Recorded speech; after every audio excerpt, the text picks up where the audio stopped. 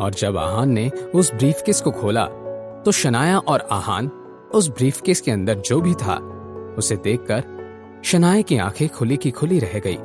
उसने हैरानी के मारे कहा, व्हाट द हेल? उस ब्रीफकेस में ऐसा क्या था जिसे देखकर शनाया इतनी हैरान हो गई थी? क्या विकी भाई ने कोई नया मसला खड़ा कर दिया था?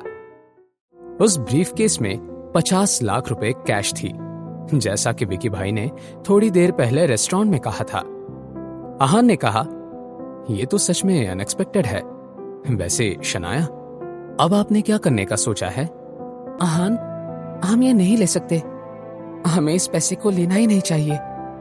पता नहीं उस विकी भाई ने ये पैसा किसी की जान लेकर कमाया होगा। आहान ने जब शनाया की ये बात सुनी तो उसने चेहरे पर एक हल्की मुस्कान लाई। शनाया ने वो ब्रीफकेस को बंद करने का मन बना लिया। जैसे ही उसने ब्रीफकेस को बंद करने के लिए अपना हाथ लगाया, शनाया की नजर एक नोट पर पड़ी।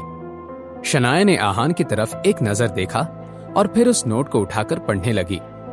मिस शनाया, मैं जानता हूं आप ये पैसे लेने से मना कर देंगी, लेकिन ये पैसे शौर्य गिल ने आखिरी बार आपको किडनैप करने के लिए दिए थे।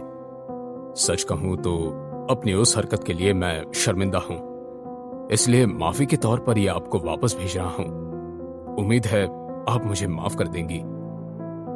ये जानने के बाद कि शौर्य ने विकी भाई को पैसे दिए थे, शनाया ने आहान से कहा, मैंने बहुत सोचकर ये फैसला लिया है। अब तो हम ये पैसे रख ही लेते हैं, हमारा भी तो नुकसान हुआ है। ये सुनकर आहान ने हामी भर दी। कुछ सोचने के बाद शनाया ने आहान से कहा, हम आधे पैसे रख देंगे और बाकी के आधे मतलब 25 लाख रुपए को दे देंगे, ओके? आहान को इस सब से कोई प्रॉब्लम नहीं थी। रात के डिनर के बाद सारा काम खत्म करके आहान अपने कमरे में चला गया। वो बिजनेस के बारे में कुछ डिस्कस करने के लिए मिस्टर विक्रम को कॉल करने ही वाला था कि आहान के कमरे के दरवाजे पर किसी के नॉक करने की आवाज आई। आहान ने अपना फोन रख दिया और कहा, आ जाइए। दरवाजा खुला तो बाहर से शनाया अंदर आ गई। वो विकी भाई ने जो पैसे दिए हैं उनका क्या करना है? हमारे पास 25 लाख रुपए हैं, क्या किया जाए? आहान ने कुछ सोचा और कहा, शनाया, अगर आप चाहें तो कुछ खरीद सकती हैं या कहीं इन्वेस्ट कर सकती हैं या फिर सेविंग भी कर सकती हैं। आपका जो भी डिसीजन होगा मैं आपके साथ हूं। आहान की बात सुनने के बाद शनाया को याद आ गया कि आज पूरा दिन रूपल की शरारत की वजह से आहान को उसके दोस्तों में कितनी बातें सुननी पड़ी थी। एकदम से शनाया के दिमाग में एक आइडिया आया और वो मुस्कुराते हुए कहने लगी, आहान, मैंने सोच लिया है कि मुझे उन 25 लाख रुपयों से क्या करना है। देखना तुम अभी हाँ कर रहे हो, बाद में मना मत करना। आहान समझ नहीं पा रहा था कि शनाया इतना इंसिस्ट क्यों कर रही है।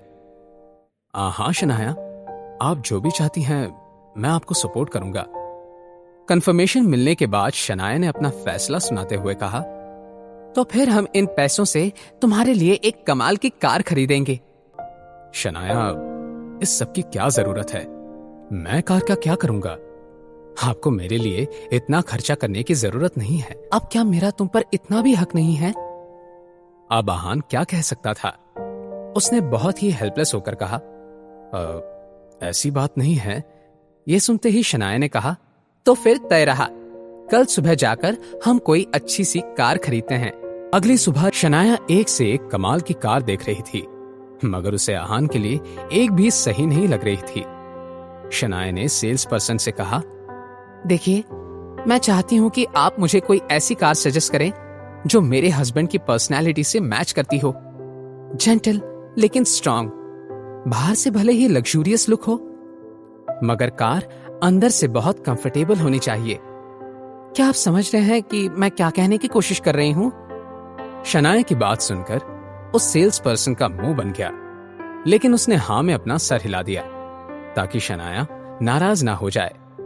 अपने दूसरे कलीग के पास जाते हुए सेल्स पर्सन ने धीमी आवाज में कहा, इन मैडम का हस्बैंड एवरेज सा लड़का ही तो है, जरा देखो उसे कैसे चुपचाप खड़ा है। ये मैडम उस लड़के से जितने केयरिंग अंदाज में पेश आ रही है, ये बात तो वो डिजर्व ही नहीं करता। उस लड़के से ज्यादा हैंडसम तो मैं हूं। ये बात जो सेल्स पर्सन सुन रही थी वो एक लड़की थी उसने अपने कलीग से कहा, क्या तुम अंधे हो गए हो? वो सर कुछ कम हैंडसम नहीं है। वो किसी फेमस मॉडल को भी पीछे छोड़ सकता है, और ये उन हस्बैंड और वाइफ के बीच का प्यार है। तुम्हें इतनी क्यों जलन हो रही है? तुम उन्हें अपनी बेस्ट कार दिखाओ। नहीं, तुम रहने दो, मैं ही दिखाती हूं, तुमसे कुछ नहीं होगा। उस लड़की ने अपनी बात कही और आहान और शनाया को एक कार के पास ले गई। इस वक्त वो लोग एक नई लिमिटेड एडिशन कार को देख रहे थे। उस कार को देखने के बाद फाइनली शनाया सेटिस्फाइड लगने लगी। हमेशा की तरह आहान ने इस डिसीजन में शनाया का साथ दिया।